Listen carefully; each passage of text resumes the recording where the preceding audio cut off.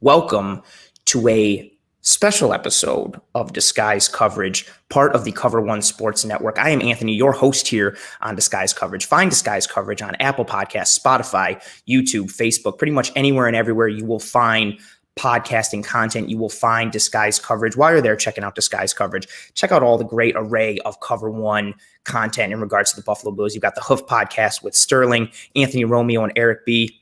You've got the Cover One Buffalo podcast with Greg and Aaron. You've got the Film Room on YouTube with Eric Turner, the godfather of Cover One. We've got you covered every day. Bills content, Bills analysis, everything that Cover One is about.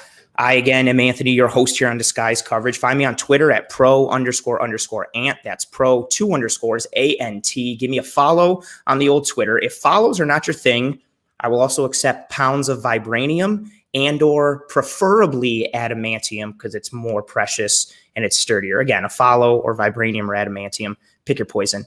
I'm fine with any. I mentioned in that little intro there that this is a special episode. It's special, one, because it is the episode that is about to send us into wild card weekend for the Buffalo Bills, which I guess has lost its luster a little bit because the Bills have become somewhat of a playoff regularity over the last several years. But it's even more of a special episode this week because I have a guest again on this episode, as we've had the last several weeks here on Disguise Coverage. And there's a lot of content creators in the Bills content community. There's a lot of podcasts and people that give you thoughts and hot takes and analysis and opinions. And for me personally, there are few that I genuinely respect and hold in high regard and whose opinions and analysis are ones that I look to, not just to support or buttress my own thoughts and opinions, but to strengthen my knowledge of the Bills and knowledge of the game.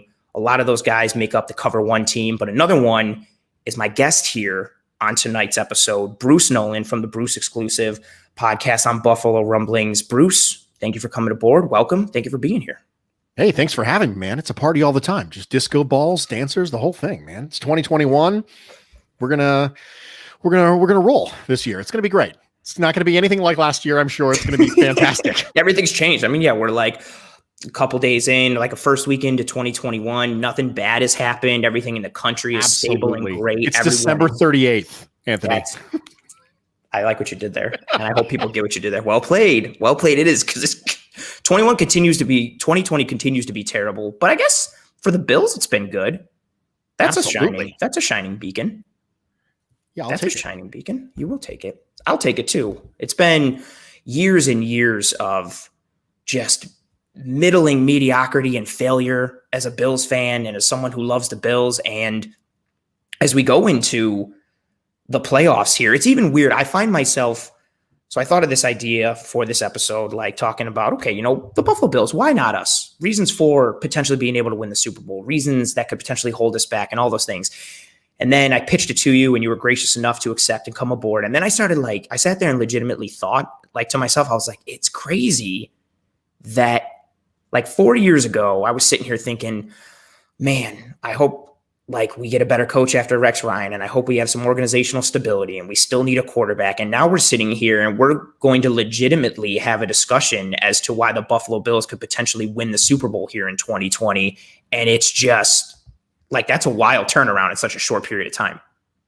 It really is. And, it's funny. Everything that we do in life, we do it with a semblance of hope. Hope drives much of human action throughout history. You go to work in hopes that you're going to get there okay. You're going to perform your job to a reasonable degree. You're going to make it there safely. You're going to be able to get home. You're going to get your paycheck on Friday or whenever it is you get paid. And you do these things every single aspect of your life with a semblance of hope. And the thing that was interesting about the Bills for so many years is that they were never bad enough to give you hope and they were never good enough to give you hope. Oh. And so that pendulum swings. If you think about it this way, it's almost like an inverted parabolic curve, right? Like a bell curve. So if you think about it, inverted parabolic curve, right? So you have an inverted bell curve. If you're really, really bad, if you think about it like a line graph, if you're really, really bad, there's a high amount of hope because with that comes organizational turnover, number one overall pick, things like that. And if you're really, really good, that gives you hope because there's a ring. And then in the middle, there's this big old dip, the valley of despair in this bell curve, right? And that's where the Bills were for so long that they didn't really ever get bad enough for you to have a Jacksonville Jaguars 2021 level of hope, where everything's new. You got Trevor Lawrence potentially coming in. You got a new head coach, all that stuff like that. The worst that they got was the year of Cam Newton and Marcel Darius, which was an absolutely terrible quarterback class. And Cam Newton went number 1 overall. And we know, of course, that Buddy Nix was a big Cam Newton guy, and he probably would have picked Cam Newton if he would have been there at number 3 to the Bills. Had he not had like this amazing pro day that made everyone go, oh, you know what? He could be the first pick. And then we were just like, all right, cool. I guess Cam's going to go number 1 and Von Miller's going to go number 2. Yeah. And then you picked Marcel Darius, and he was a good player for the Bills. And then you had the murderer's row of Jake Locker, Blaine Gabbert, and Christian Ponder. I still couldn't believe that. I liked Locker at Washington, and he went early, and I was just like, oh no, that's too early for Jake Locker, let alone the rest of the murderer's row. Yeah, Christian Ponder was the one for me. I was like, what now? And I thought Christian Ponder was like a mid-day 2 pick. Yeah. And I was like, okay, all right. And then, of course, just like every single one of these quarterbacks, they have these small flashes where they give their franchise hope. But that goes back around to what we're talking about. Hope. Hope comes with these young quarterbacks. And as the Bills, they went from, we had J.P. Lossman for a brief second, and that was a promise of a first-year quarterback, right? First-round quarterback. Yep. And then when Drew Bledsoe says, I don't want to be a backup, especially to J.P., you're like, what does he know that I don't? And all of a sudden your hope gets extinguished again. And so that's you ended up, great comment here from Tim in the comments saying disagree to extent because they consistently won games they shouldn't have in the drought, leading to lots of false hope. Now, I will say that for a lot of us, that amount of hope wasn't real. And we knew that. So I didn't think Tyrod Taylor was the guy. Right. I thought that the ceiling for Tyrod Taylor was still a reasonable game manager.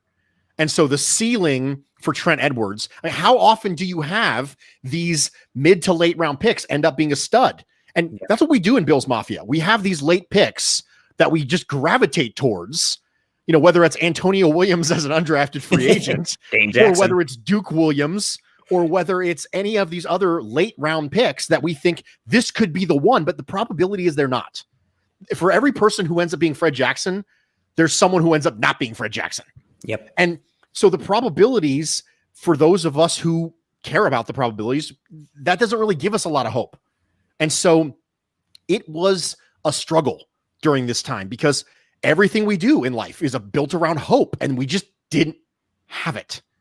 And now we do, because you have a pick who was a guy who was picked. Josh Allen was picked for his ceiling. Yes. It was picked for the things he could become, right? And now you're seeing that. There is no greater hope for a Bills fandom. There's no greater hope for sports fandom, I would argue, than a quarterback who is scratching his ceiling or is getting close to it. No better hope than that.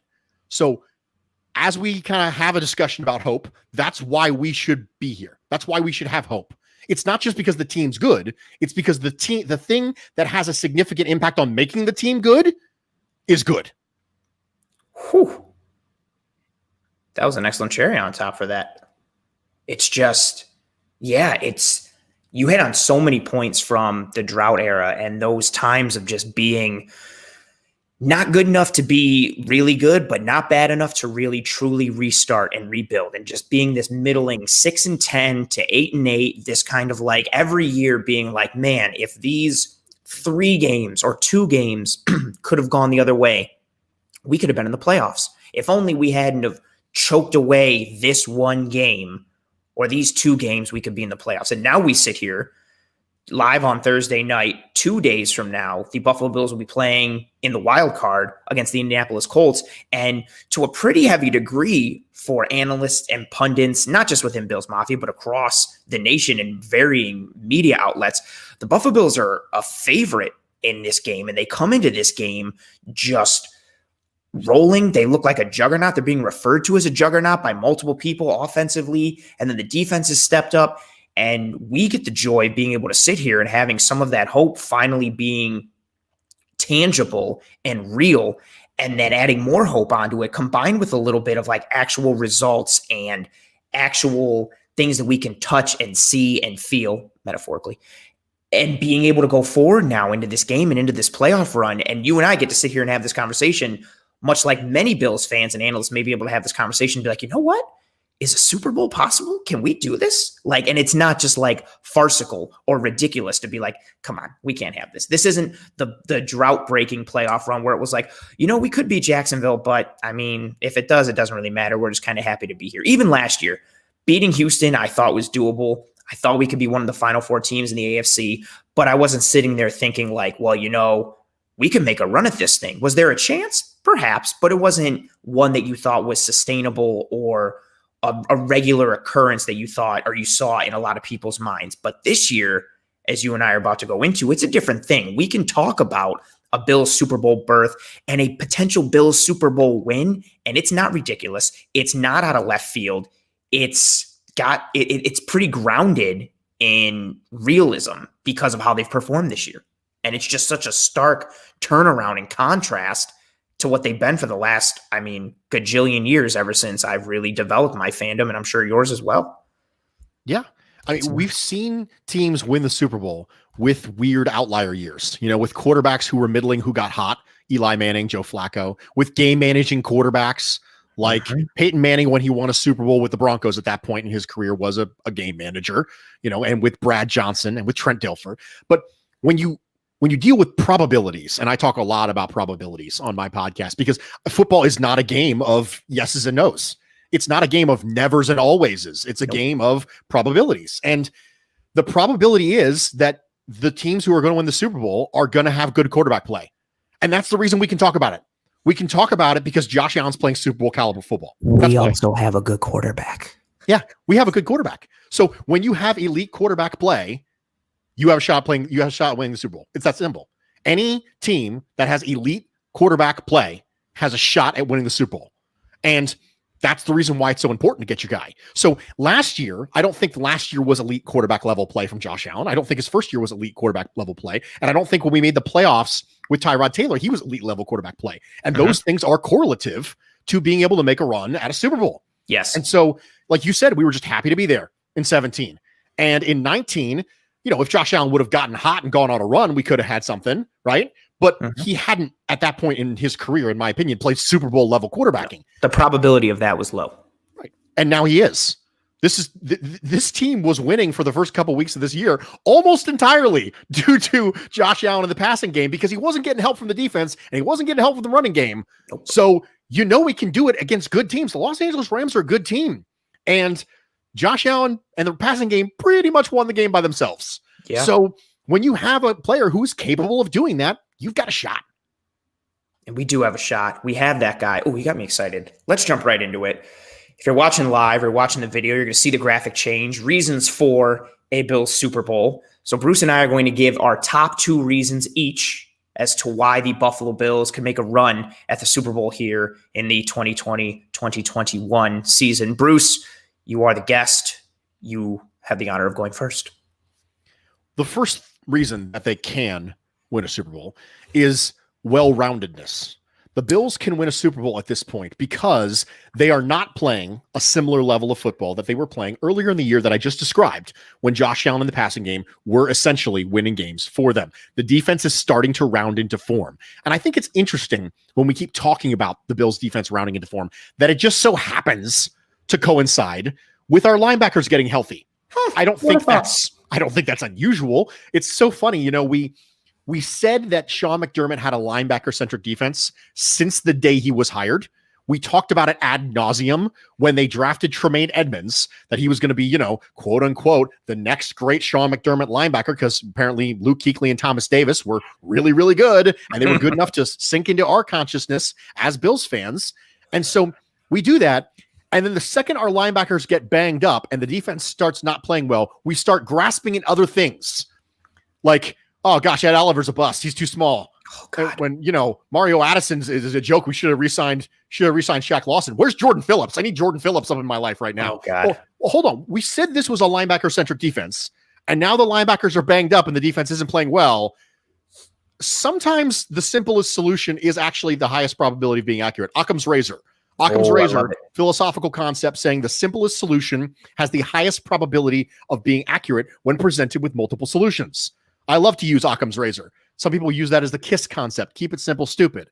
Oh, So if you love have it. a linebacker-centric defense and your linebackers are currently A.J. Klein, you might not potentially be getting the best version of that defense. So the fact that the linebackers have been healthy and have been rounding into form with this defense is significant. They can win the game with Josh Allen playing well, like they did the first 4 weeks, but those were fairly close margins of victory against Miami, against the Rams. They were close games that were being won by the offense. Now, all of a sudden, if you get that same level of offensive play and the defense starts rounding into form, now you get blowouts, which is what you've gotten the last couple of weeks from this Bills team. So well-roundedness is the first reason why the Buffalo Bills have a shot to win. There's no question it's a passing team, and that's where their bread is buttered. However, they can still play defense, and that's important. You get good special teams. You have good specialists now, which hasn't been the case for the last couple of years. You have a good returner. You have good special teams coverage units. This is a well-rounded team. Well-rounded teams have the higher probability of winning the Super Bowl because you might be faced with a game where you have to win it in different ways. And the more well-rounded you are, the more capable you are of doing it. So I mentioned briefly in the beginning that you have a similar thought process to mine. I may have mentioned this offline when you and I were chatting before the episode started. So your number one reason there is my number two. The balance and complementary football that the Bills have been able to play as of late. Again, to your point, the offense has set the world on fire. And in the beginning of the year, the offense was winning us almost everything. And again, to your point, with the linebackers, Tremaine Edmonds being hurt, Milano being out, especially in this Bills defense, this iteration where there's really only two linebackers because our base defense is basically a nickel defense. Those two are hurt. It impacts how we do almost everything on defense. The defense isn't playing up to par. But as we've gone through the back half and the back stretch of this year, the defense has been so good. The last 9 games, the Buffalo Bills defense is 6th in yards per game. They're 6th in points per game. They finished the year 3rd in takeaways. And then special teams, to your point, the Bills currently right now are 4th in special teams DVOA. They're 2nd in weighted DVOA, which takes more recency into account. So they've been better even more so as of late. They are 4th in punt return yards per punt return. They're 1st in kick return yards per return. And then they're 3rd in yards per kick return allowed. Offense, we know the drill. We know Josh Allen is having an MVP type year, and he potentially could win it, but Aaron Rodgers has had such a ridiculous year that you got to think Aaron Rodgers is going to get it. But regardless, Allen has had an MVP type season, which is amazing. We know Stephon Diggs has led the league in receptions and yards. We know that Cole Beasley has had the most receiving yards out of the slot. And we know the complementary pieces on offense for the weapons and the line and all these types of things. But the defense has been so good down the stretch, and the special teams have been so good all year. And exactly to your point, I've been looking at this entire year as Kansas City, I think rightfully so, as being the favorite to win the Super Bowl again, because there is very little drop-off between their best unit and their worst unit. Their offense is their best unit. We know that. We know Mahomes and Tyreek Hill and Kelsey and their whole squad.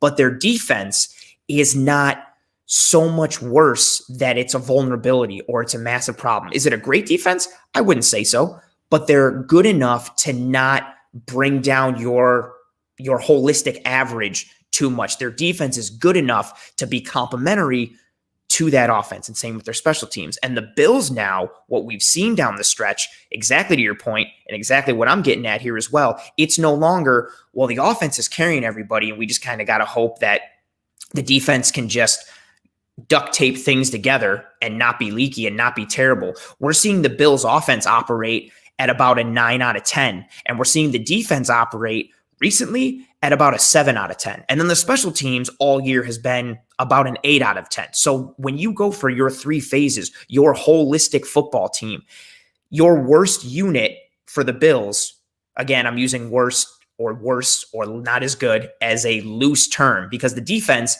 isn't as good as the offense, but that's now because the offense is it's just up there so much and the defense has risen their game. The drop off between our best unit and our worst unit is so small now. And exactly to your point, if you are a complete football team, you can be one-dimensional and you could be a great run team or a great offensive team or a great passing offense or a historically great defense. And there's a chance you can win a ring, but you need to be good in all three phases. And the Bills right now are good in all three phases to a tremendous degree. Oof. Absolutely. I mean, I like that. It's that has me excited. It's one of those things where you almost have to pinch yourself, because I feel like there were years during the drought where the Bills defense was good, but the offense wasn't. Yes. And then there was years where the offense was good and the defense wasn't. We had those Drew Bledsoe years, like the 1 year they were the best offense, and then we had terrible defense, and then we had a great defense, and Drew Bledsoe and the offense couldn't do anything. And it seemed to happen on a dime. Like a couple years after a historic offense and a terrible defense, we had a great defense and a terrible offense. And the Jim Schwartz defense that was so good with the cold front, and we just couldn't get enough points. And it just never seemed to click. And I think part of the reason that it never seemed to click is that there was never really as good of a plan as there is now. If I can go as far as to say there really wasn't much of a process. That's right. Take a shot. So because there wasn't a process, there wasn't this idea that we want to make sure that everything is melding together at the same time. We don't want to constantly be playing whack-a-mole with our squads. And okay, well, we got taken care of that problem. Now this other problem popped up. And the way that Brandon Beane has layered contracts has allowed this to happen. The way that he has specifically made decisions, it's not just about making the right decisions. It's about making them at the right time. Most of life is about timing. Most people in life end up getting married. The timing of you getting married changes a lot of your trajectory of life. A lot of people end up having kids. The timing of you having kids changes a lot about your trajectory of your life. It's the same way with building a franchise. You want to pick a quarterback when you can support a quarterback. Yes. You want to get your weapons when you can get your weapons. You don't want to go all in on Sammy Watkins when you don't know if EJ Manuel's the guy, but you do want to go all in on Stephon Diggs when you think you've seen significant growth from Josh Allen and go, hey, I think we can do this. Let's go make a run at this. It's not just about what you do. It's about when you do it. And that's how we arrived at this stage. Whew, that's a really great way to put it. You cannot bolster something that isn't really capable of being bolstered. And not to rag on the Jets or to make a Jets comparison, Darnold and Allen and that whole draft class are going to be forever linked to some degree. And we have just seen the opposite in terms of their development. Sam Darnold, I don't think it's a crazy, ridiculous statement to say that he was the more quote unquote NFL or pro ready quarterback. He had a little more polish to his game. He wasn't as raw as Josh Allen, but he went into a situation that wasn't conducive to development for a rookie or a young quarterback in terms of the offensive line, in terms of the weaponry that he had, in terms of the coaching, for as much as we joke and rag on Adam Gase. And then you look at the opposite with Josh Allen, and especially in today's NFL, where we've seen a lot of teams that have been successful and won rings, except for the Patriots, are doing it on that model of get yourself a good young QB, surround him with talent on his rookie contract while you can still afford supporting pieces around him on offense and defense, support him as best you can, and then take yourself to a Super Bowl and hopefully win one. And the Bills, to your point, with what Beane has done and how McDermott has coached up this team, they're following in the footsteps of that model of getting a good young guy, supporting him because you know, okay, this is the guy. All we need to do is get X and Y and B and we'll be fine.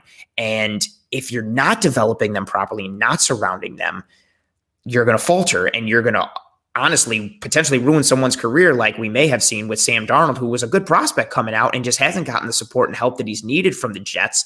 And now he's floundering in obscurity, and the Jets are sitting there at the top of the draft this year, and they might be taking another quarterback. And who knows, honestly, how that's going to come out, because again, you have to start that process of surrounding and developing and going for the right thing. Because again, to your point, timing is everything. The Bills knew they had something in Josh Allen, and they struck while the iron was hot this offseason. They got Stephon Diggs. They got Cole Beasley and John Brown the year before. They did everything they could to increase the odds of that timing being correct. And now we sit here on the verge of the playoffs talking about a potential Bills Super Bowl. And that's important to note when put in contrast with what the Broncos did with Drew Lock. So the Broncos surrounded Drew Lock with talent, and the Bills surrounded Josh Allen with talent. It's not equal. we talked about this a lot on the Bruce exclusive and my pods leading up to the 2019 free agency period. And we talked about isolating the variable. If this is an equation and you understand that Josh Allen is a variable, what you want to do is isolate him. You don't want to put a developing player and make them reliant on developing players. Too many moving parts. So while the Broncos went out and drafted, albeit talented rookies, there's still young players who are trying to gel with young players who are trying to gel with young players. You have not isolated the variable because you have developing players who are now relying on developing players to develop. And that's not what you want. No. Instead, you want stable, you want known commodities so that you can isolate the variable, which is Josh Allen. So you go out and you get veteran receivers like John Brown and Cole Beasley and Stephon Diggs. So you don't have a developing quarterback around developing skill position players. You've just increased your level of variance. And if you have to make a call on a quarterback in his first couple years, you want the least amount of variance possible. And what you've done when you draft Justin Jefferson or when you draft Jerry Jeudy and then KJ Hamler and then Noah Fant and Albert O is you've injected more talent, but you've also injected more variance into the equation. So now you're like, okay, Jerry Jeudy, he struggled a little bit this year. And did Jerry Jeudy struggle or did Drew Lock struggle with Jerry Jeudy? And Variance. Did Drew Lock struggle because Jerry Jeudy struggled, or did Jerry Jeudy struggle because Drew Lock struggled? I don't. And you've introduced a lot of variance, and the Bills didn't do that. They isolated the variable with Josh Allen. I think that people are going to learn lessons from watching what the Bills did, but I'm not sure they're going to learn the right lessons. They're going to say, yeah, okay, we surrounded him with talent. Yes, but it's the right type of talent. It's specifically the right level of talent at the right time in order for you to understand what you have in Josh Allen. We need to know what we have. And to do that, we need a stable surrounding group. Justin, thank you. I appreciate that. This is a fake podcast voice, just so you know. If you ever met me in real life, you would not recognize my voice. This is not what I sound like. But it is important that we understand that it wasn't just surrounding him with talent. It was surrounding him with the right talent at the right time. Exactly. That's so well put. You cannot surround a developing player with more developing players because you've just added to that variance, and you can't isolate that person or that development you're trying to isolate by taking Allen and surrounding him with known commodities and proven talent and proven players. Then you can really see, okay, how is Josh Allen really doing? That's a tremendous analogy with that. I think so many people were high on Drew Lock coming into this year because it was like, oh my God, he's surrounded by Hamler. He has such great speed. And oh my God, Jerry Jeudy could already be one of the best route runners in the entire NFL as a rookie. And Noah Fant's coming into his second year. And oh my goodness. But then you were really sitting there. Even Cortland Sutton is good as well, but he's young. And I don't think people took into account that, yeah, you're adding talent, but you're still adding players that need to adjust and get ready and get into a mindset, both as a player on the field and off the field. And you don't even know where their game is going to go. And it's the same with Drew Lock. You're surrounding development with more development puts you in a boat exactly to your example. Like, is Jeudy struggling because Lock is struggling, or is Lock struggling because Judy's struggling? And that's something you don't want, because as much as you can in sports, although it's hard, you want as much definitive proof or answers as possible so you can know, okay, this guy's not the answer. We got to move on from this guy. The worst thing that you can have is to be caught in between and sitting there wondering, did Lock struggle because Jeudy struggled, or did Jeudy struggle because Lock struggled, is almost the equivalent of being 6-10 or 7-9 every year and not being good enough to get it done, but not being bad enough to restart. You're sitting there just going, well, we kind of need to retool, but what do we need to retool? And it's not a good mix. And thankfully, it's not where the Buffalo Bills are.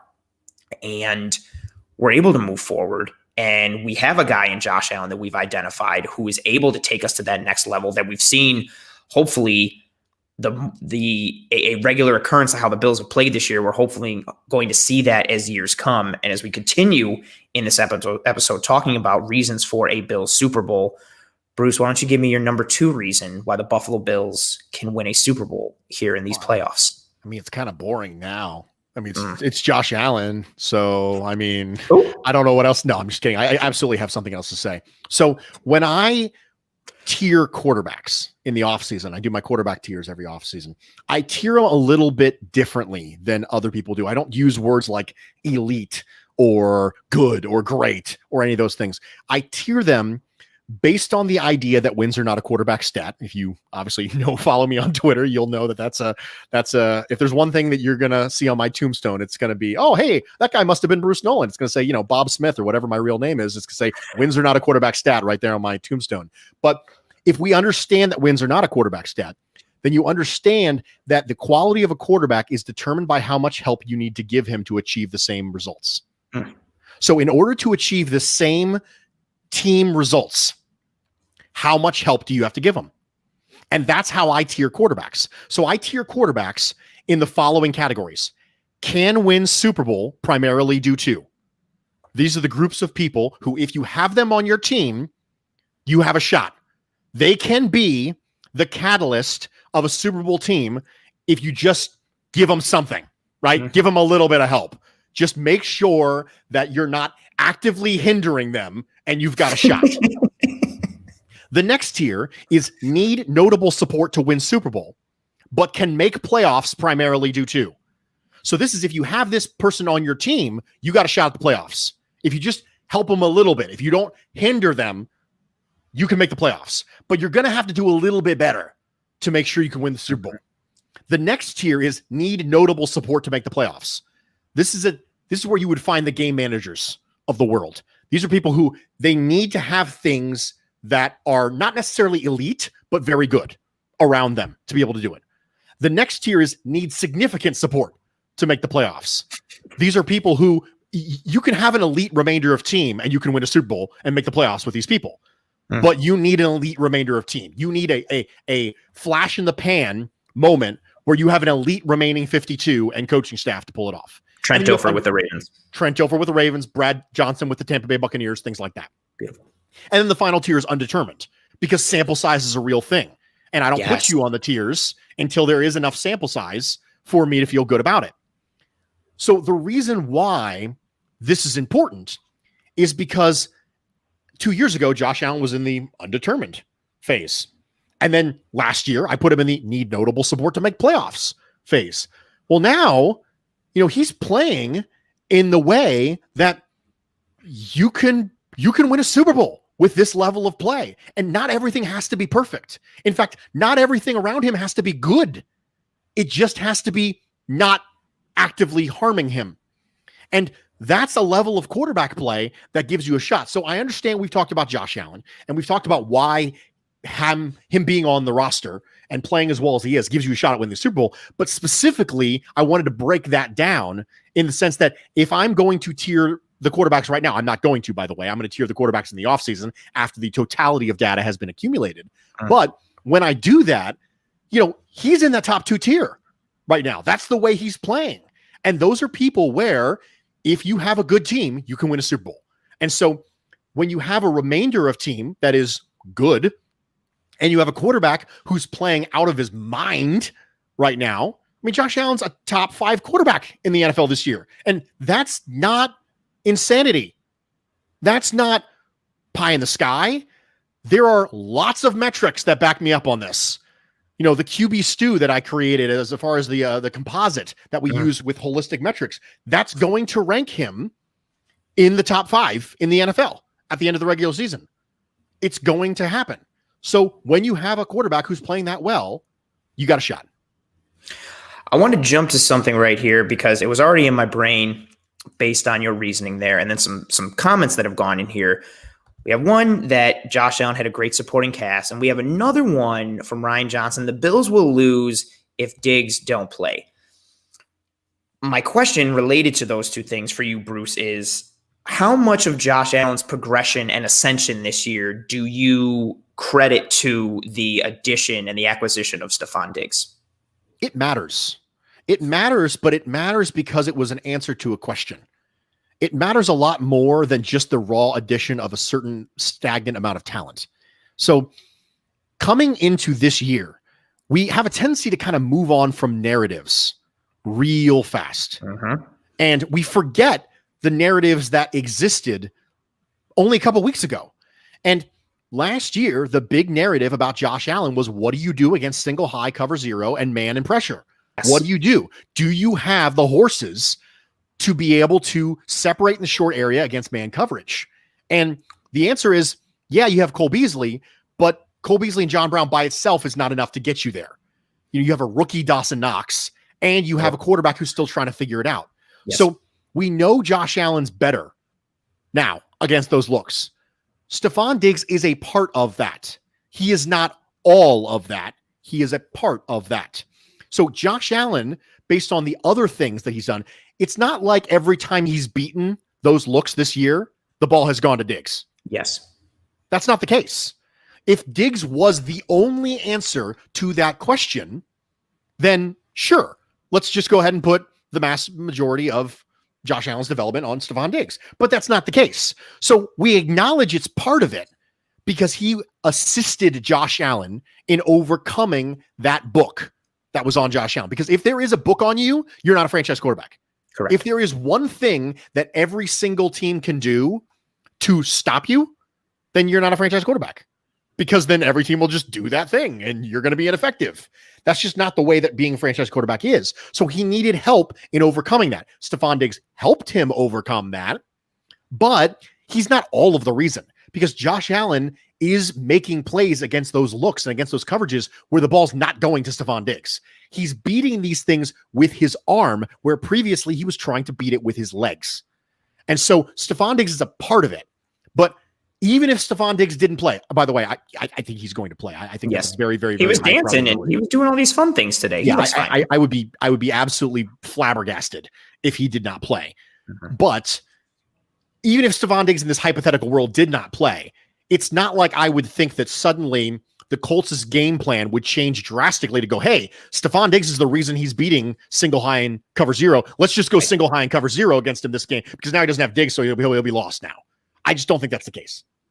I completely agree. I think much to make a parallel with wins not being a QB stat, because I am also a massive proponent of the wins not being a QB stat thing, because I don't think you can holistically attribute a win in a football game given all the coaches and other phases of the ball and all the players, both starters and backups, and everything that goes on in a game. There are so many variables to holistically attribute the win to one player, even if it is a quarterback who basically has, I would say, the highest amount of impact or determinants in a game. But because there's so many factors and moving parts and variables, to holistically attribute the win to one player is ridiculous. And the parallel I want to draw to that is, in this regard, to attribute Josh Allen's development and his success and the reason that he's doing so well, to holistically attribute that to Stephon Diggs, I just think is ridiculous. I think, again, to your point, he deserves credit for it, because having the presence of a true number one, especially a number one like Stephon Diggs, because of how he can win and separate in the short and intermediate and get vertical, because of his ability to beat a variety of coverages and his high football IQ, his presence has definitely helped Josh Allen. It makes his workload a little easier and it opens things up for the offense as a whole. But to attribute Allen's development and to attribute the reason for his success being, well, because they added Stephon Diggs, I just think is a disservice to all of the mechanical work that Allen put in the offseason and how he's changed his ability to throw from multiple platforms and reset his feet and his hips and his arm angle, and just his overall ability to mentally play the quarterback position. For as much as we talk about his mechanics and his accuracy and his deep ball and his throws, his decision-making and his ability to read a defense pre-snap and then post-snap and go through his progressions and make the right decisions, his ability to mentally play the quarterback position has increased so much this season. I would say drastically more than any of even the most optimistic fans anticipated. I shouldn't say that, because there were some optimistic fans that thought Josh Allen was the second coming of every great quarterback combined and was going to lead us to 19 straight Super Bowls. But even the most optimistic of analysts didn't see this coming for Josh Allen. And so he has done so much to elevate himself and his game, combined with the play calling and the surrounding talent. And Stephon Diggs has played a large part in that. But to bring it all back full circle, and the question that was already in my brain, and not to, nitpick at the comments that were given there, you can't attribute Josh Allen's success to Stephon Diggs and make comments like, well, if Diggs is out, Josh Allen's done. You can't do that, because it takes away everything that Bruce said and what I have said here about how he's elevated his game and his ability to win and how the book on him has changed and how he's answered that book coming out. And that was a beautiful answer. Also, love seeing the comments continuing to come through. We will try to get to all of them. I always try to do that in every single episode. But as more comments come through, it is harder, but we will try our darndest. So that was Bruce's number 2 reason. And I gave my number 2 reason earlier because my number 2 was Bruce's 1, that balance and that holistic complementary football aspect for the Bills as a whole. My number 1 reason that the Buffalo Bills can win the Super Bowl in these playoffs is their adaptability / their ability to be able to adjust. And it's holistic. It's across the whole team, but I want to focus on that regard in specific with regard to the offense. The Bills as a team offensively, earlier in the year, and as we've progressed, they've shown the ability to adjust week to week and opponent to opponent. Okay, you want to come out and they've shown the ability to beat different things. Okay, you want to come out and play zone coverage against us? That's fine. We can beat it. Oh, you want to come out and play man coverage against us and pass? Cool, we can beat it. Oh, you want to come out and play a dime defense because you want to stop the pass? Okay, we can run when we need to. They've shown the ability early in the year to adjust week to week. What we've seen recently from them as we've progressed through this year is the Bills' offense's ability to adjust on a smaller scale and with more immediacy. So at first it was, well, we can adjust week to week and opponent to opponent. And then it started becoming, well, we can adjust half to half. And then it became, we can adjust quarter to quarter. Now they're at a point where they can almost adjust drive to drive. And the Miami game in week 17 was a perfect microcosm and representation of that. We saw on the first 3 Bills drives, we had an interception and we had a punt and we had a punt. Then we get a touchdown by just exposing the short game against Miami. That first touchdown drive the Bills had 7 plays, 50 yards, 6 passes, a lot of short stuff over the middle, a lot of short stuff to the outside. So, okay, you get a touchdown, you expose Miami, you work the short game. The next drive, another touchdown for the Bills, 8 plays, 88 yards, all passes, but this time we started to work the middle and the intermediate, and we went deep a little bit, another touchdown drive. Then we get the punt return touchdown, but then we get the ball again and another offensive touchdown, 4 plays, 75 yards, highlighted by multiple big chunk plays to John Brown. To win in this league, you need to be able to adapt and adjust in a variety of forms. Very rarely do you come out with your regular game plan and everything works out perfect and you never have to adjust. And it's just like, oh man, like everything we planned for happened exactly how we planned. We're great. This is golden. Very, very, very rarely in anything, not just sports, in life, does anything go to plan like that. You need to be able to adjust and adapt. How do you counter someone's counter? When you come out and beat someone with the short pass and someone says, okay, you know what? We got to clamp down on the short pass. Can you then go to the intermediate? Can you go deep? Can you do the things the Bills did against Miami and that they've done throughout the back half of the year and through the year holistically? How do you counterpunch someone's counterpunch? The Bills have shown that they can counter someone's counter, and combined with their ability to self-scout and their ability to course correct, they have this tremendous ability to adapt and be able to adjust. And as you come into the playoffs, again, regular season is fine because you could lose this week, course correct, and figure it out for next week. But in the playoffs, as we all know, it's win or go home. If you lose, you're done. You need to be able to course correct and identify and adapt and put those course corrections into practicality as soon as humanly possible. And to be able to do that from drive to drive and know and anticipate what your opponent is going to do and then come out with something new to meet that course correction that your defense is doing, that your opposing defense is doing, is just, it's the 4D chess. It's all the jokes of playing chess when someone else is playing checkers. Their ability to counterpunch and counter the counters and adjust and stay adaptable and stay fluid like water, like Bruce Lee said, be like water. The Bills' offense is like that, and it gives me tremendous hope that they can continue to do that because of their ability to adjust with such immediacy and adapt to what their opponent's doing. I think sometimes when we talk about adjustments, especially on the offensive side of the ball, we think about passing to run and running to pass, like it's a binary. Well, the passing isn't working, so we're going to run, or the run isn't working, so we're going to pass. And there's so many different dynamics involved in that. And I think that those two things have a tendency to create conflict when we talk about things like offensive identity. And you say, well, our offensive identity is passing, and they were shutting down the pass, so we ran. And it's just a really simplistic way of looking at that. And specifically what you talked about. So the Bills came out passing against the Miami Dolphins and did not have a significant amount of success. They didn't just switch to running. They switched to a different kind of passing. It's not just binary flipping the switch off to on, pass to run. It's specifically about what type of coverages are they running? What are their tendencies? What are they doing that is kind of staying ahead of us? And I've said this before, there's an element of rock, paper, scissors to play calling that people are not comfortable with. They don't like that because it implies that there's certain things that are just doomed. And that's why you get a quarterback like Josh Allen who can make plays off schedule.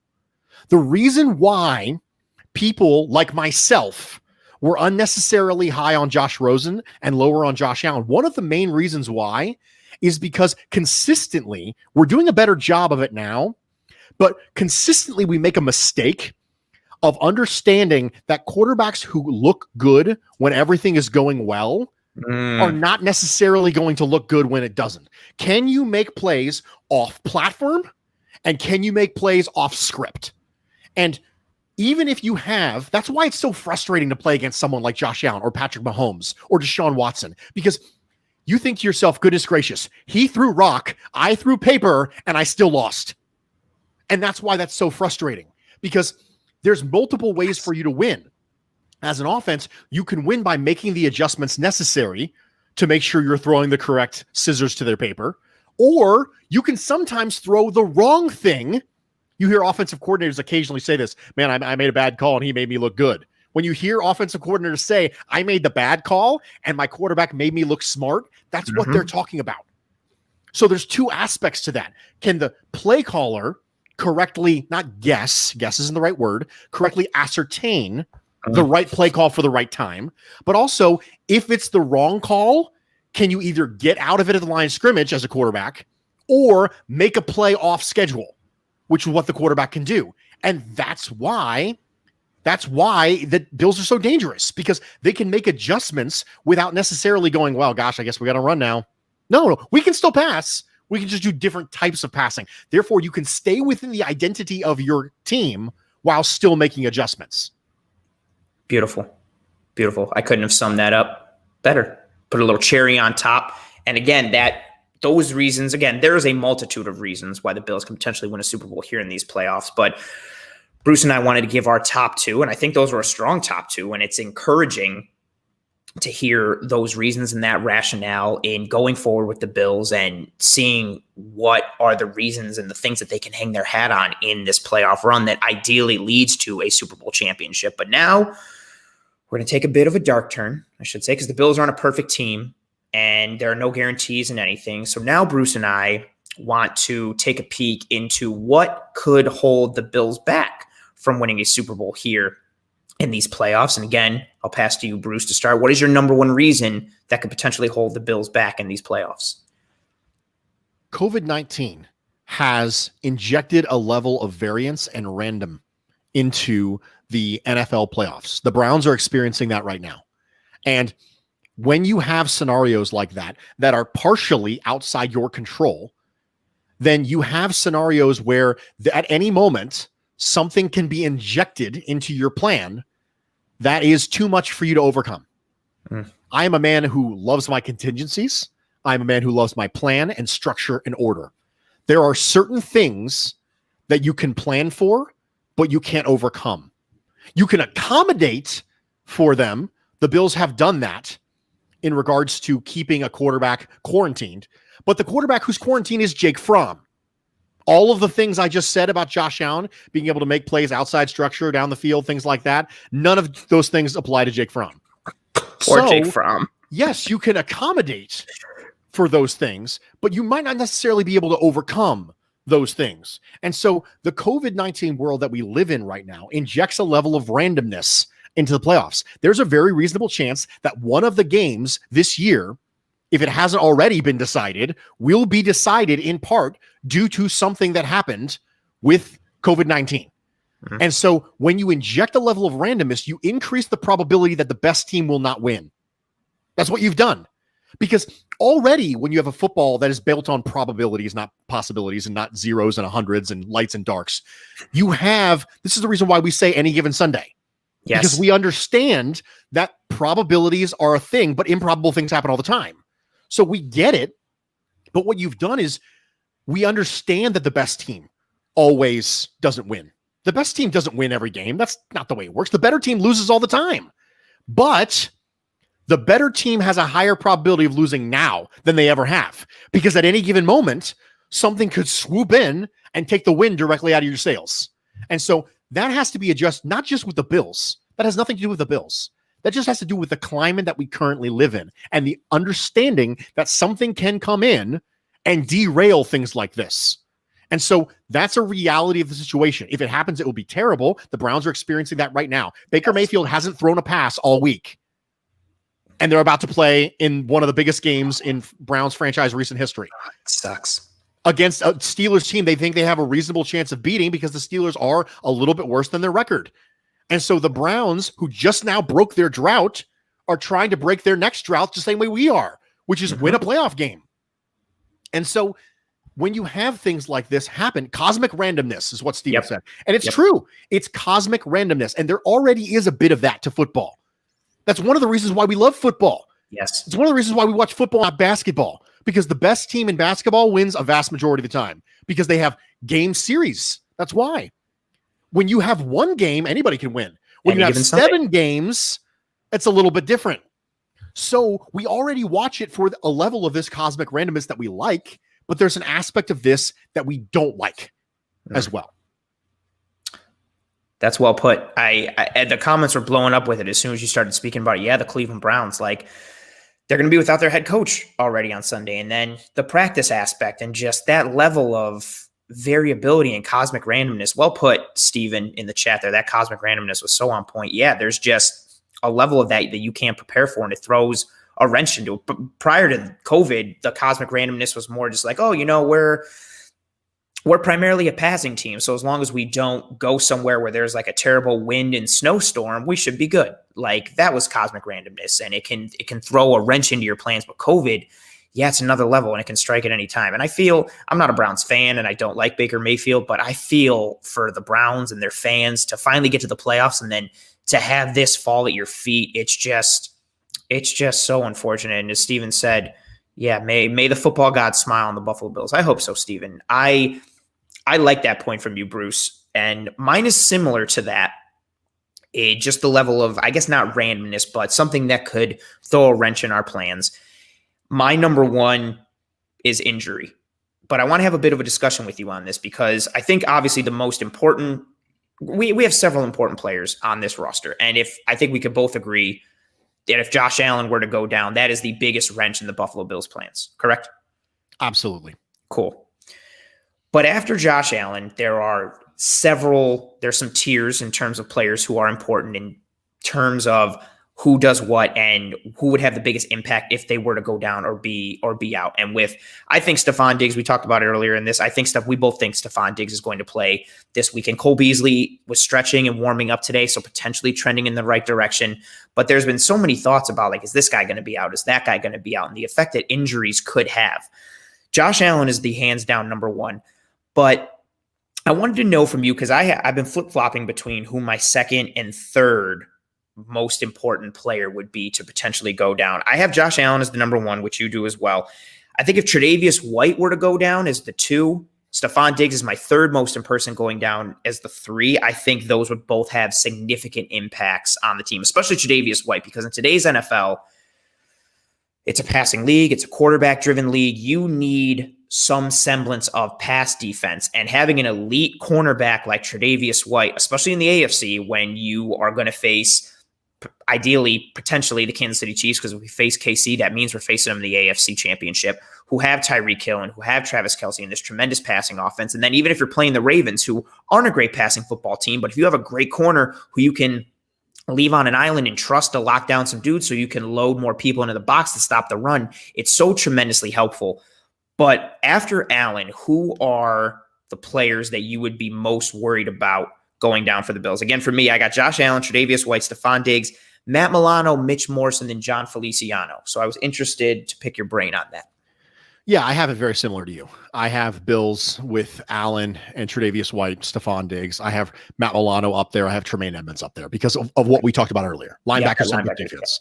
And I think that the Bills are already kind of playing with fire a little bit at the cornerback position because they've managed to kind of limp along with less than ideal athletes opposite Tre'Davious White for a couple of years now. And I think it works because Tre'Davious White's really good. And I think if you ask Levi Wallace to be cornerback 2, you can kind of hang on there as long as they don't target him a lot. And if you ask Dane Jackson to hang on, but if your starting quarterbacks are Levi Wallace and Josh Norman, I think that changes the dynamic of the defense quite a bit. So for me, I have Tre'Davious White at number 2, Stephon Diggs for obvious reasons at number 3. And then I have the linebackers, Tremaine Edmonds and Matt Milano, because we've seen what a linebacker-centric defense looks like without healthy linebackers. That's fair. I would agree with that. Yeah, I started thinking Edmonds and his impact, and then I was thinking how much of a difference Feliciano made to the offense when he came through, and I think about how much Mitch Morse is such an anchor to that offensive line, but that's a good point there with the linebackers. In addition, again, bringing things full circle, as we like to do here on Disguise Coverage, to that linebacker-centric defense and how important the linebackers are in a McDermott defense, like you mentioned earlier. And so that was my number 1. Following your number 1, what's your number 2 thing that could potentially hold the Bills back in a playoff Super Bowl run here? So my number 2 thing was Josh Allen getting hurt because of the drop-off between Josh Allen and Matt Barkley. That was my number 2. I was pounding the table this offseason to upgrade the backup quarterback situation. The Bills did not agree with me, and they spent a 5th-round pick on Jake Fromm instead. So Jake Fromm is the next Drew Brees. Yes, I heard that. Someone told me that. We're going to go ahead and just pass on that for right now. I think we could probably do an entire show on why Jake Fromm's not the next Drew Brees. So maybe at some point you'll have me back on and we'll talk about that. I'd love after we won a Super Bowl. Right. After we celebrate it. Yeah. After we celebrate a Super Bowl and we're all drunk on that, then we can talk about Jake Fromm. But I'm going to pivot now because we already talked about Josh Allen getting hurt and Matt Barkley. So I'm going to pivot right here. I can do it. I can be prepared. Randy says large asteroid. Absolutely. Right. That's a good one. I could go with that one. I like what you're about to pivot. I'm going to go with a specific type of large asteroid. Okay. And that's the Kansas City Chiefs. Oh, the Kansas City Chiefs are the other reason why the Bills, I'm literally making this up off the top of my head. I have 0 notes because I was not prepared. So here we go. We talk about this a lot when we talk about basketball, but we don't talk about it with football. How a really good generational player or team can end up kind of stifling a potentially good run from a different player or team in their similar conference. And we talk about that a lot with Brady and Manning until Manning broke through and won one. He was like, hey, is Brady going to kind of stop Manning from being able to get there? And in basketball, you talk about Jordan and those great Detroit Pistons teams and how those Pistons teams weren't able to get there to the championship and be able to win a couple rings because Jordan was there. And so Josh Allen has played great and the Bills are great. But if the Kansas City Chiefs are transcendent, if they're very, very, very good, if they're the type of team where they're in the AFC championship game 3 out of every 4 years for the next decade, right? If that's where they're at, then their excellence can kind of minimize what the Bills are doing. Now, I don't know that we're there. The sample size for Kansas City is they had a MVP 2 years ago, right? And they won the Super Bowl with an MVP last year. It's not like Patrick Mahomes has already been dominant for 5 years and we've already established he's going to take over this conference for the next decade. We're not there yet. Now, we know he's very good, but the sample size isn't significant enough with Patrick Mahomes that we know he's always going to be so dominant in all iterations of the Kansas City team that the Bills aren't going to be able to push through. We don't know that, but it's just an idea at this point because the Bills could be a really, really good team. They could be the second best team in the league for the next 5 years and not win a Super Bowl because just the way that this, kind of scenario has played out in front of us. And so that's going to be my second thing. It was going to be Josh Allen getting hurt for Matt Barkley. I had to pivot. I don't know. How did I do, guys? Did I do okay? I mean, did I sound like I knew what I was talking about? Because that was literally just shooting for the hips. I have absolutely no notes. It's not in front of me. I'm just making it up as I go along. That was good. I also think it's funny again that we are similar in our line of thinking in terms of what we think could impact the Bills. So that's funny. And what's also funny about this is I was flipping and flopping on my number 2 reason. And because I had 3, I knew I was picking 2. One of them was the Kansas City Chiefs. And I have notes here exactly to your point. Sometimes, and basketball is that great example, sometimes you just have teams that are just so good. Oh, and that's a great comment from Jeff there. Bruce is smart as hell. Bruce is smart as hell. That's one of the reasons I was super excited to have him on this show. And another comment for Bruce. Man, Bruce is fantastic. Well played, Bruce. That from Handsome Man. So you've got teams in certain sports. Your Jordan analogy was perfect. Jordan couldn't get through those Piston teams. And then the Bulls eventually got up. And then you had God knows how many teams that couldn't get through the Bulls. You had the Knicks that couldn't get through the Bulls. And even the Pacers to a degree that couldn't get through the Bulls. And all these teams that were roadblocks and obstacles that couldn't be overcome. And the Chiefs, I know some of the comments in the chat were saying that the Chiefs are overhyped. Patrick Mahomes is fantastic. Again, to your point, I don't know if he's at that point where his level of dominance is so established, because for all intents and purposes, there is still a degree of small sample size to what he's got going on. But the Chiefs are 1,000% an obstacle and a roadblock. And I think if they didn't exist in the AFC, I wouldn't have a problem saying the Bills are the favorite to come out of the AFC. The Chiefs have been wire-to-wire dominant in a lot of forms. Even the game they lost against the Raiders, they really almost pulled that one out. And I know they've had a couple of hiccups here and there, and they could have had a loss to the Chargers in week 2, and they had a hard-fought game against Denver towards the end of the year. And you can poke holes in them to a degree, but I think the Chiefs are a massive roadblock and a definite reason of what could potentially hold the Bills back. So I think it's funny that you mentioned that. I had some notes on that. My second reason, because this is easy for me to go to this now because you talked about the Chiefs, I'm not tremendously worried about it as I used to be earlier in the year, but the run defense. I saw some comments come through in the chat as well. I'm not here tremendously worried. I think if there was a weakness on this team overall, holistically, offense, defense, special teams, that run defense is one that is still sticking in my brain. But one thing I want to say, I don't want people to get confused with just the raw stats and focus on the raw stats. I saw some thoughts after the Patriots game when people were like, oh my goodness, like the Pats ran through us. They ran for 145 yards. Our run defense needs help. Yes, the Pats ran for 145 yards on us on Monday night, but majority of those yards came on about 3 chunk runs that were explosive runs. Second within that, the Patriots, where are my notes there? The Patriots had 201 total yards in that Monday night game. So they ran for 145, but they had 201 total yards. That is nothing. The Bills dominated. So if a team comes and runs for 175 yards, but they only put up 220 total yards, I'll take that. That's fine. But the run defense, I wanted a 1 tech at the trade deadline. I think a lot of us wanted a 1 tech at the trade deadline. And it's something that I would have liked a bit more shored up and that I knew it wasn't a potential issue. One of the things I'm thankful for in this Colts matchup, which we're going to end this show on in a little bit when we talk about the Bills-Colts wildcard matchup, I like what the Colts do on offense in terms of it being a test for the Buffalo Bills. Their offensive line is very good. Going into last week, they had the third best run block grade in the NFL. Quentin Nelson is fantastic. Jonathan Taylor ran for 1,100 yards in December. This is an excellent opening test for the Bills' run defense because the Colts are going to come in and they're going to try and run the ball. And no disrespect to Phillip Rivers or their passing game, but I don't think T.Y. Hilton and Zach Pascal and Michael Pittman Jr. are striking fear into the Bills secondary. If they're going to move the ball, a significant chunk is going to be through the run game. And the Bills have had issues with their run defense for a significant portion of the year.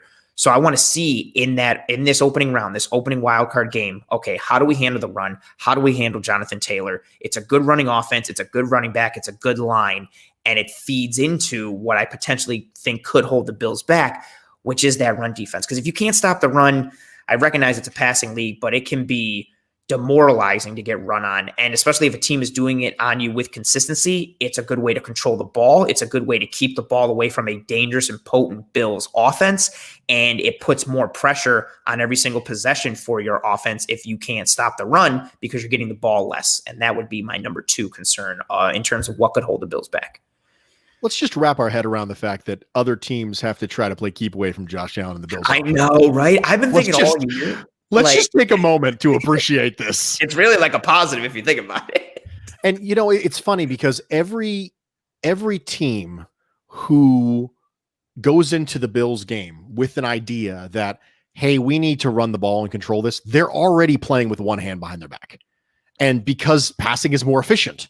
And so the reason why every single team out there either has their guy or is looking for their guy at the quarterback position is because they all know it's a passing league. Yes. They all know that being able to pass the ball effectively is more efficient and provides you with a higher probability of winning more games than being a good running team.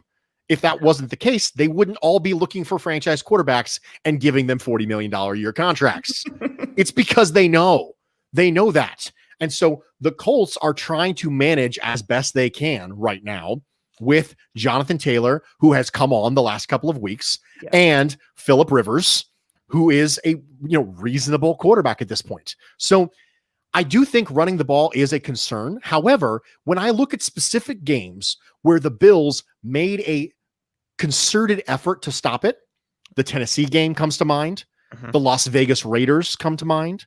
The Bills were able to minimize Derrick Henry. They were able to minimize Josh Jacobs. So it almost seems like the games where the Bills come in with that being their focal point, they were able to do it. They're just not able to do it as a byproduct of their defense because they don't have that one tech that you had previously mentioned. They don't have Star Lotulelei, and the backup one tech with Harrison Phillips has not been overly effective this year. Yeah. So because you don't have positionally the benefits that you had last year and that other teams have, in order to take that away, you have to take it away consciously. You just can't have it be taken away as a byproduct of people naturally playing their jobs. Yeah. So the question for me is, are the Bills going to come in with an idea that we are going to make that our focal point? I think that they will, but on games where they have, there has been some semblance of success. You just can't do that as a byproduct. It's not going to happen on its own. Right. You're not going to stop the run with the Bills as just sort of it just kind of happened. We didn't really plan it that way. It just sort of worked. I don't know. It wasn't really the plan, but because they don't have the horses for that. They don't have the position. You have Ed Oliver playing one tech and Quentin Jefferson rotating with him. That's not part of the plan. So because of that, it's not going to happen by accident. It's got to happen because you specifically chose it that way. I think that's a fair assessment. And that's a good point and a comforting point that I like that you meant there. That you mentioned there. We went into that Raiders game thinking, okay, Josh Jacobs and this Raiders running game can't beat us, and we didn't let that happen. And we did the same thing with Tennessee. And then even the Kansas City game, we came in, and I know that's the one that started out with everything being like, oh my God, we can't stop the run. But that's a good example to your point there. We went into that game thinking like, okay, we are not going to get beat deep. We're not going to get killed by the pass. We're going to make the Chiefs beat us with the run. We made a concerted effort in the other fashion, but we really limited the Chiefs passing offense and vertical options to a decent degree in that game. And if the Bills make a concerted effort, we could see success against defending that run and defending those things. Oh, appreciate that comment there. Guys, hit that like button. Do it. All the cool kids are doing it. You know you want to. Yeah, peer pressure. Absolutely. Bullying, online bullying works. We've established that. That's what I'm doing right now. I'm online bullying you. All of you. Go hit the like. Make sure you subscribe to Cover One. Follow Anthony on Twitter. I mean, if you're really interested, I guess you could follow me too, I suppose. But don't follow. Really, I'm just trying to be as cool as Anthony. That's really what it boils down to. I actually went and got my hat and put it on backwards just so I could be as cool as Anthony. That's so cool. I appreciate that. And I respect it because you're nowhere as cool as me, but it's cool that you're trying to. I'm trying. I'm just trying to get to your level, dude. Dude, I appreciate you so much for trying to get to my level. I mean, again, you're failing, but like, I appreciate you so much. It's a valiant effort anyway. It is a valiant effort. And that's all we care about. You know, participation trophies, valiant efforts. You still get one for trying. Respect the process of trying to be cool, dude. Respect the process. I should have just changed this episode to trying to be cool, dude. So as we start to wrap up this episode here of Disguise Coverage with Bruce and I, we started to talk about Jonathan Taylor. We started to talk about Phillip Rivers and the Indianapolis Colts. And in wrapping up this episode, again, the Bills have a playoff game this weekend in Super Wild Card Weekend, where there is 74 wild card matchups to watch. So that's exciting. What are you looking for in this game, Bruce? And again, the cards falling how they did, where the Bills ended up with the Colts. What do you think? Pros, cons, likes, dislikes. Are you happy with this matchup? Are you worried for certain things? What are your overall thoughts and feelings as we head into Wild Card Weekend with the Bills versus Colts? Well, as Jeff Danger said in the comments, because I'm wearing a wizard hat, obviously I'm gonna take off my wizard hat, put on my professor hat, and I'm gonna say the thing that I am looking for is time to throw from Phillip Rivers. That is a big deal to me. And one of the things I think is interesting about Phillip Rivers is we know that he throws to his running backs a lot. We know that. We know that Nyheim Hines manages to lead the entire Indianapolis Colts team in receptions as a split carry running back, which is highly unusual. Let's just say that. But it's not what you think it is. These things that Phillip Rivers is throwing to these running backs aren't necessarily checkdowns in the traditional sense. There's a lot of swing passes, and it's the speed at which he gets it to them that matters. Phillip Rivers works through his progressions quickly.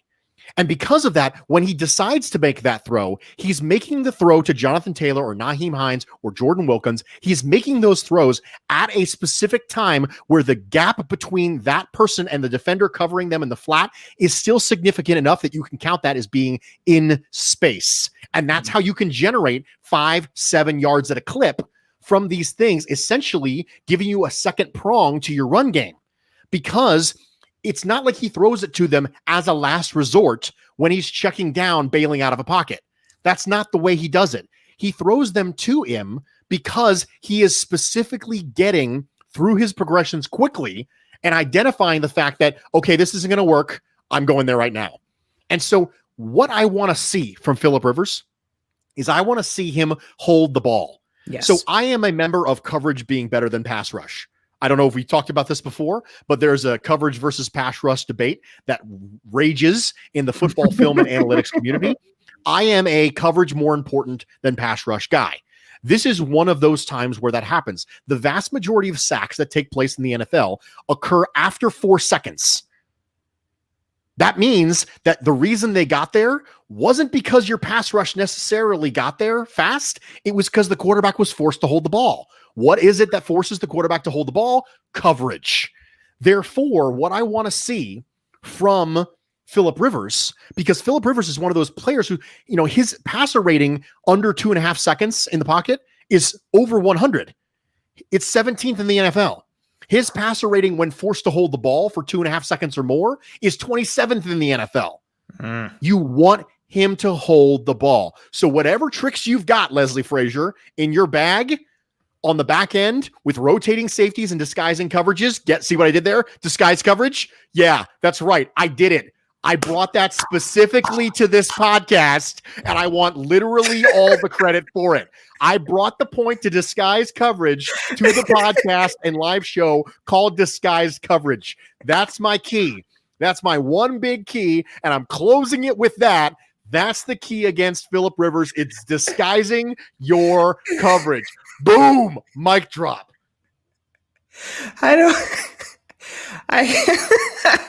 I have notes and thoughts, but I don't want to say anything else. I just want to end it with that comment from PJ. Bruce, you are cool now. Yeah, that was really good. Well played. That made me red from laughter. Oh man, well done. I don't know how to follow that.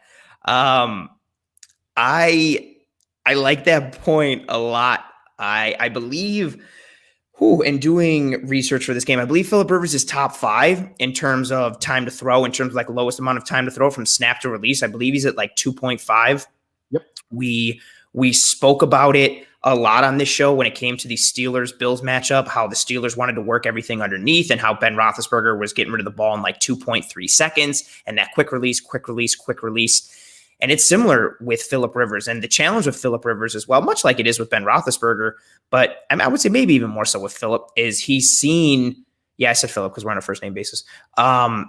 We've seen Phillip Rivers see so much throughout his career, and he's got a decent amount of knowledge in that head of his and his ability to read defenses. And I was literally going to say, like, you have to be able to disguise your coverage against him. Can you confuse him? Can you do something, to your point, that can just make him hold that ball for an extra 1 second, 1.4 seconds? Can you do something to throw him off his mark, to disrupt the timing between him and his wide receivers? Can you do something that just throws a mini wrench into their plans and allow that defensive line, which I know the sacks haven't been there holistically for the Bills, but their pressure rates and their pass rush win rate has been good. Can you do some things to get into his face and cause problems? And what we've seen down the stretch from the Bills defense, that aggressiveness, that blitz percentage, Bills are 8th in the NFL in blitz percentage, blitzing 36% of the time, showing that double A gap pressure. What can you do, exactly your point, with your safeties, with your coverage unit as a whole? What can you do to make Phillip Rivers hold on to the ball? That is my second biggest key for this game. My first biggest key is Jonathan Taylor in that running game, which we already talked about. And then I'd also like to see that Colts defense, which I don't think the Bills offense is a good matchup for the Colts defense, although I do respect the Colts defense, but just making sure you limit the studs they have on that defense. DeForest Buckner is a stud. Darius Leonard is a stud. They've got quality pieces on that defense. They have a good defensive coordinator, Matt Eberflus, and he also has a fun name. That's a fun thing to say. It sounds like a wizard to go along with your wizard hat that you're wearing over there, Bruce. Maybe I'm Matt Eberflus. You could be. Oh, that would be awesome. You could be. For all plot twist, baby. Spoiler alert. That's all I'm gonna do, like, in talking about this episode and promoting it on, like, social media and everything. I'm just gonna be like, oh, like, had a great conversation with Matt Eberflus, and then everyone's gonna be like, what? And they'll key into the end of this episode and realize that you, Bruce Nolan, are Matt Eberflus. And it's a great way to keep your identity secret, because nobody's gonna think Matt Eberflus is out here talking about the Bills. Yeah, Bills podcasting multiple times a week. It's the ultimate disguise. It's the ultimate disguise. You're a very smart man. And yeah, I think limiting what their studs can do on defense, I think those are the three keys to go along with what you said there.